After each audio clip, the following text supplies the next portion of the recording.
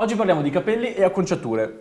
La frangia, per esempio, sta bene a tutti? La frangia è un accessorio che è capace di impreziosire quello che è lo stile e il taglio di una persona. Ce ne sono tantissime, c'è la frangia corta, la frangia lunga, simmetrica, irregolare, scalata, piena, a V. E come ogni quadro ha necessità di avere una cornice per essere valorizzato, anche ogni viso ha necessità di avere la propria frangia per essere valorizzato. Come facciamo noi a capire quale tipologia di frangia indossare, diciamo? Non è il cliente che deve capire che tipo di frangia gli sta bene, ma deve essere il rapporto che il cliente ha col suo parrucchiere che gli permette di arrivare a capire che tipo di Deve frangia essere guidato. deve essere guidato, esattamente.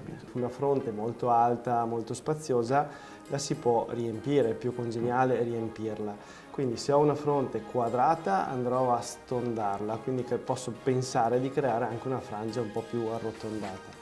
Se ho una fronte bassa, sai, le attaccature quelle molto basse, e ho una fronte molto piccola, lì la frangia è un po' azzardata, quindi bisogna crearla in un contesto tale che può essere un taglio molto corto, una frangia molto English a questa altezza, però è molto azzardata. Perché? Perché vai ad abbassare ancora di più quella che è l'attaccatura e di conseguenza cosa succede? Il viso scappa via, non si vede più. C'è una frase che a me piace tantissimo: la moda è un momento, lo stile è senza tempo. La frangia di moda che può andare quest'estate, che è un po' più morbida, un po' più lunga, ok, c'è, però non a tutti sta bene. Certo. Quindi è necessario prendere quel concetto di moda per poterlo poi valorizzare e fare in modo che quella moda, che è un momento, possa diventare il tuo stile che è senza tempo. E questo era il consiglio del giorno in 90 secondi.